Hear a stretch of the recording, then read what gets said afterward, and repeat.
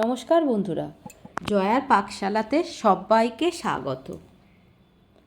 আজকে ছোলা নারকেল দিয়ে নিরামিষ কচু শাক করে দেখাবো এবং কিভাবে কচু কাটতে হয় আমি সেটাও দেখিয়ে দেব।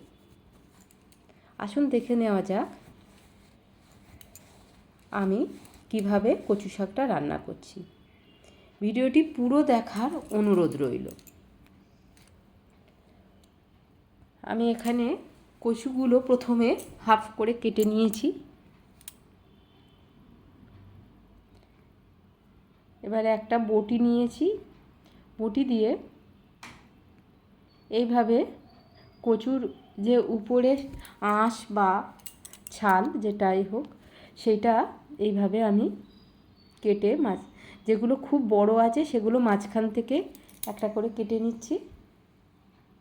মানে যে কচুগুলো মোটা আছে, আর যে কচুগুলো মিডিয়াম বা সরু সেগুলো তো আর কাটছি না মাঝখান দিয়ে। আপনারা এটা বটি দিয়েও কেটে নিতে পারেন, এই ছুরি দিয়েও কেটে নিতে পারেন। আমি এখানে বটি দিয়ে কেটেছি, ছুরি দিয়েও এরকমভাবে পিস করে। আমি হাতে প্রথমে একটু সর্ষের তেল দিয়ে নিয়েছি। আপনারা গ্লাভস দিয়েও করতে পারেন, তাহলে হাতে আর কোনো কালো ভাব লাগবে না। এখানে কচুটা কাটার পরে আমি ভালো করে ধুয়ে জল ঝারিয়ে রেখে দিয়েছি। এরপর একটা কড়াই নিয়ে নিয়েছি, এটা গরম করতে দিয়েছি। এর উপরে কেটে রাখা সমস্ত কচুগুলো দিয়ে দিলাম। একটা গামলা দিয়ে এইভাবে আমি ঢাকা দিয়ে দিচ্ছি। একটু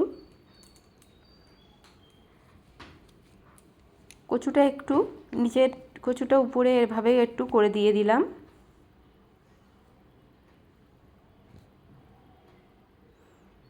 আপনারা এটা জল দিয়ে, জলটা খুব গরম হয়ে গেলে ফুটে গেলে তাতে নুন দিয়ে দেবেন, তারপরেও কচুটা দিয়ে করতে পারেন।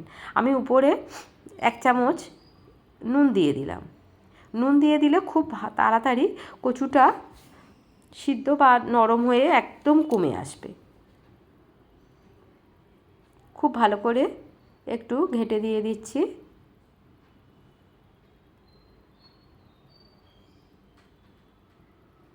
দিয়ে আবারও একটা গামলা দিয়ে ঢাকা দিয়ে দিলাম। এইভাবে ঢাকা দিয়ে দিয়ে করলে খুব তাড়াতাড়ি ওটা নরম হয়ে যায় আর জলটাও বেরিয়ে আসে, কচুটা সিদ্ধ হয়ে যায়। নিচেরটা উপরে এরকম মাঝে মাঝে ঢাকনা খুলে এভাবে দিয়ে দিতে হবে, তা নাহলে নিচেরটা বসে যাওয়ার চান্স থাকে।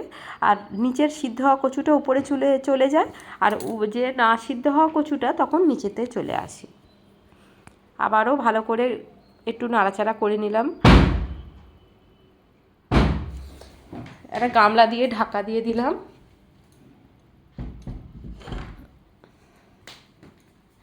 ঢাকনাটা খুলে দিয়েছি, 2-3 মিনিট রেখেছিলাম, অনেকটাই কমে এসেছে। সিদ্ধটা অনেকটাই হয়ে এসছে, আর কিছুটা বাকি। আগে একদম কড়া ভর্তি ছিল, এখন হাফেরও কম হয়ে গেছে। এটা হয়ে গেছে।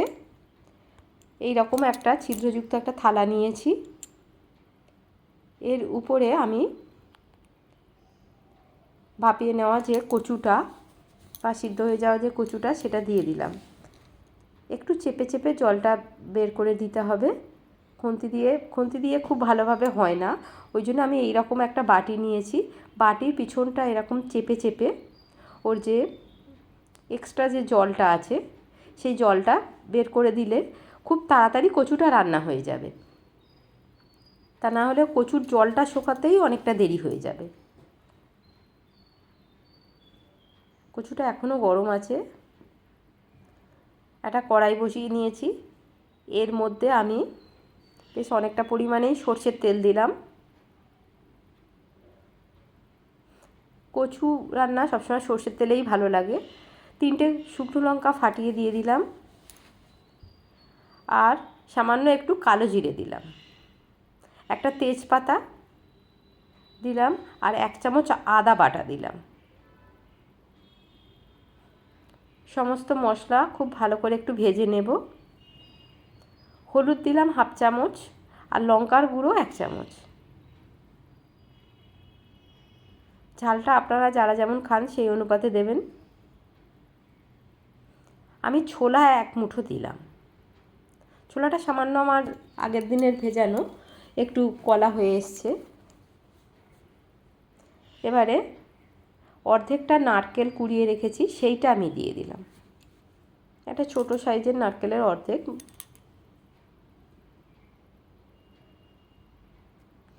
সবগুলো ভালো করে আমি ভেজে নিয়ে নিচ্ছি। ভাজা হয়ে গেছে, এবারে কচুটা দিয়ে দিলাম। দিয়ে সব কিছু খুব ভালো করে মিক্সড করে নিয়ে নিতে হবে। নিরামিষ দিনে এইভাবে যদি গরম ভাতের সঙ্গে কচু রান্না করে খাওয়া যায় তাহলে মানে সেদিনকে খেতে খুবই ভালো লাগে।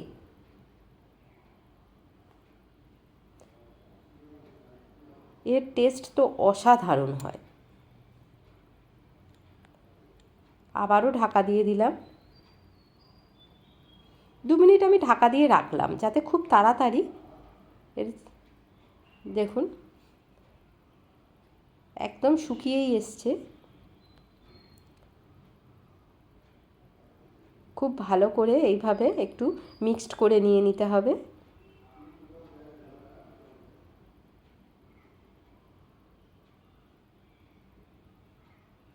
নুন দিলাম আবারও 1/2 চামচ, আর 1 চামচ চিনি দিলাম। নিরামিষ কচুতে, যে কোনো নিরামিষ রান্নায় একটু চিনি দিলে তার টেস্ট অনেক গুণ বেড়ে যায়।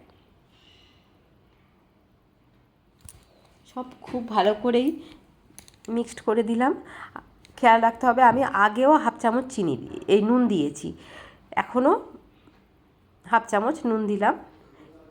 এটা টেস্ট অনুপাতেই আপনারা দেবেন। সব ভালো করে মিক্সড করে নিতে হবে।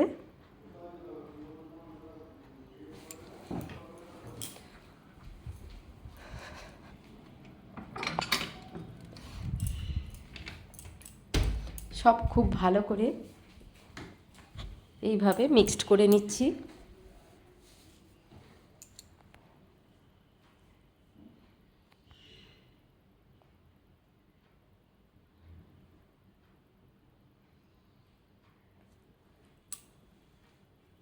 আমাদের এইসব মা ঠাকুমাদের রান্নাগুলো এখন প্রায় হারিয়েই যেতে বসেছে। এইভাবে যদি কচু রান্না করে বাড়ির সবাইকে খাওয়ানো যায় তাহলে সবাই খুবই ভালোবেসে খাবে। আর কচু খুবই উপকারী, বিশেষ করে যাদের পেটের সমস্যা থাকে তাদের তো কচু খাওয়া খুবই ভালো। আমি প্লেটিং করে নিয়েছি, এটা আমার হয়ে গেছে। দেখুন দেখতে কত সুন্দর লাগছে। আমি উপর থেকে সামান্য একটু নারকেল ছড়িয়ে দিয়েছি।